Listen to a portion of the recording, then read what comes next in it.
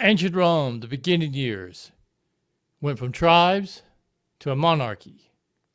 Some believe that Rome existed as a monarchy for approximately 250 years from its founding around 753 BC until the establishment of the Roman Republic in 509 BC. It's said that the last king, Lucius Tarquinius Superbus, Superbus, Superbus, was overthrown, leading to the end of the monarchy during the beginning years of Rome. It is thought that the population of Rome, when it transitioned from a monarchy to a republic around 509 BC, was around 10,000 to 20,000 residents. This was during a time when the city was still developing and growing, and its population was relatively small compared to later periods in Roman history. It should be noted that some doubt that Rome began as a monarchy, and the seven kings are mostly a myth. There might have been real kings, but the stories about the kings may not be totally accurate. And in some cases, they may be a combination of men. They may not even be one singular person, but one identity, one person in a story that's a combination of different people. Because sometimes in the telling of stories, the oral tradition, and then the final writing of that oral tradition, sometimes that happens. But it's believed that Rome had seven kings. That said, the archaeological evidence of those seven kings is modest to non-existent. There is a little bit of evidence, but not a whole lot. Now, regardless of the degree these kings are real or not, they are still part of myth or history. Romulus is thought to be the one who founded Rome. The story often goes that there were two twin brothers, Romulus and Remus. Numa Pompilius was known for establishing religious rituals and practices. That was the second monarch of ancient Rome. Tullus Hostilius, a warlike king known for expanding Rome's territory. Third king, supposedly. Ancus Marcius focused on developing trade and expanding Rome's territory. There may actually be some evidence that he was real. Tarquinius Priscus was an Etruscan king who initiated public work projects and military reforms. Again, some evidence that he might have been real. Servius Tullius, also an Etruscan king, is credited with the Servian constitution and other reforms. Lucius Tarquinius Superbus, the last king, known for his arrogance and tyranny, ultimately led to the overthrow of the monarchy and the establishment of the Roman Republic. Now, as I said, even though there are some doubt to the monarchy, there is some archaeological evidence that suggests there was a monarchy of some kind. There is an inscription that on at least one or more of the artifacts that read Rex, R-E-X, and that's just another word for king. The monarchy may have used priests to help the king establish dominance over the people, which is typical.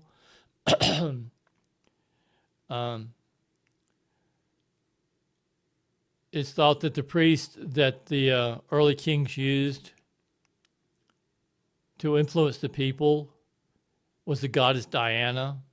In Roman mythology, Diana was the goddess of hunt, wild animals, the moon, childbirth. She was often depicted as a huntress with a bow and an arrow, and was associated with fertility and the protectors of the lower classes, especially the slaves. See the politics, how it ends, religion. Politics, you got to have some figure that tells the people you be kind to your slaves, you treat your slaves right. You need perhaps you need a godlike figure to encourage the people to hunt for food. In other words, not just be gatherers, but also be hunters.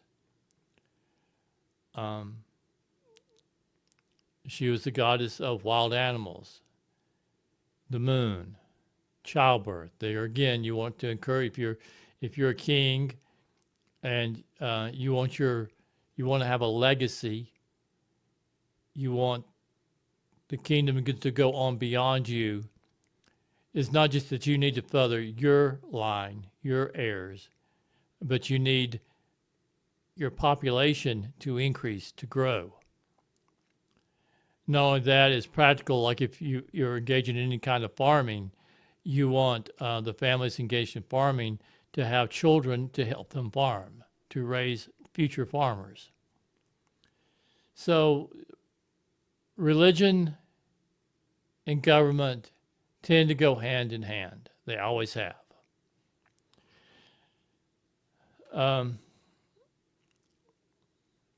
Also, there's some evidence that the early part of Rome, Jupiter was already being worshipped, and the twin sister of Apollo, Latona or Leto, was being worshipped. Also, archaeologists found a cave that they're trying to say points to the reality that King Romulus was real. To the degree it actually supports that idea, I don't know. King Romulus may very well have been real. It's just the myth, the story, about him being raised by him and his twin brother being raised by a she-wolf. It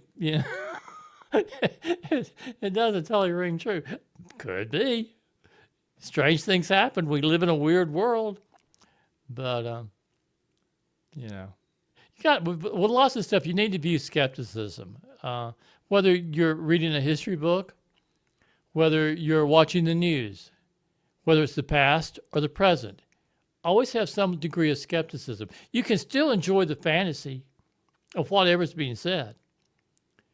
But if that fantasy is being used to manipulate and control you, to get you to do one thing, whereas your inclination may be to do another thing, you use your brain.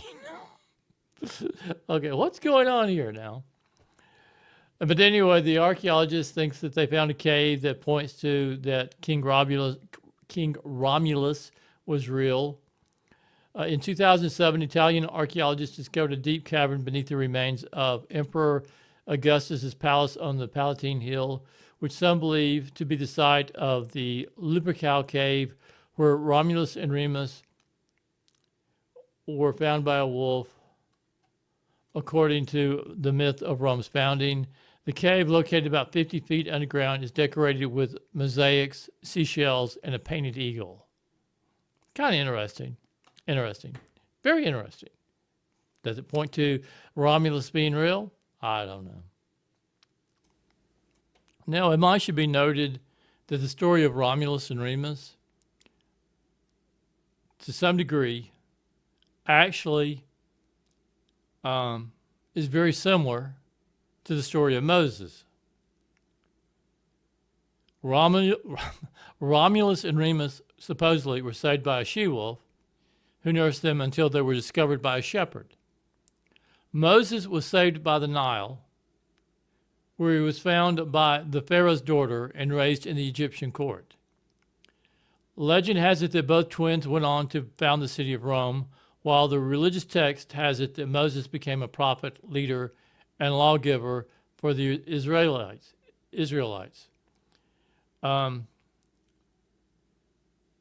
Abandoned and found. Cast away and found. I mean, they're not the same story, but the trope is very similar in some ways.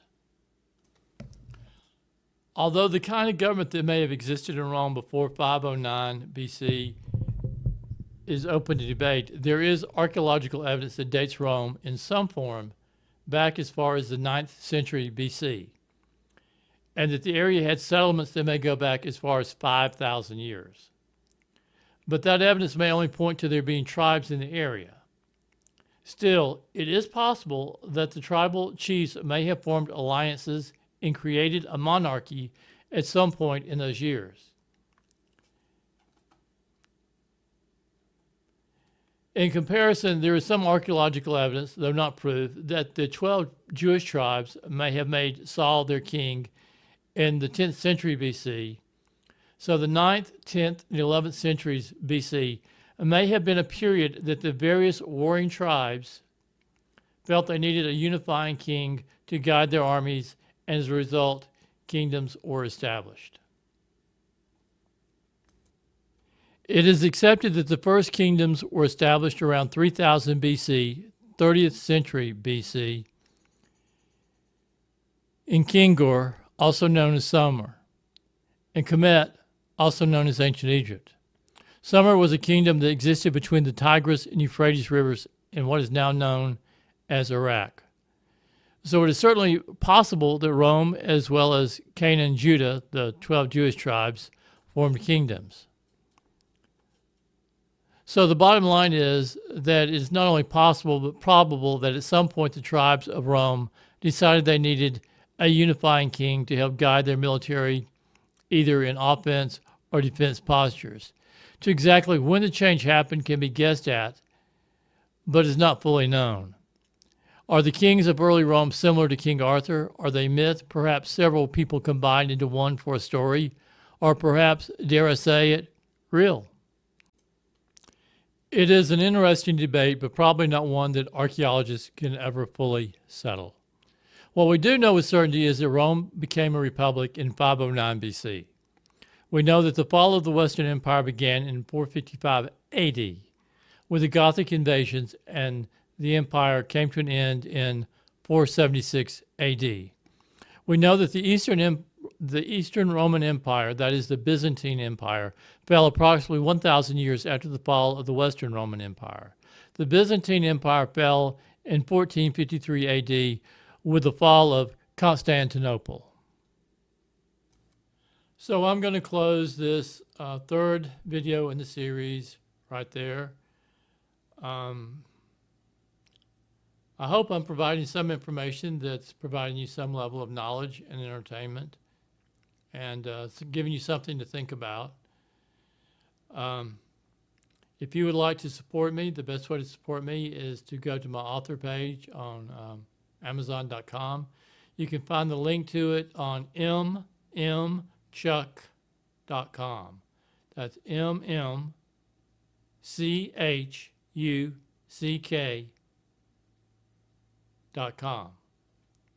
There you will find on the very front page up in the corner, you'll find a link to my author page on Amazon. Now, some of the books there are erotica, have a good bit of sexual content, but not all of them.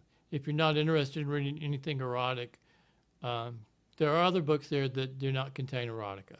Much thanks for watching and listening. I do appreciate it. You have been watching the Mighty Muddy Chuck channel. I'm Chuck.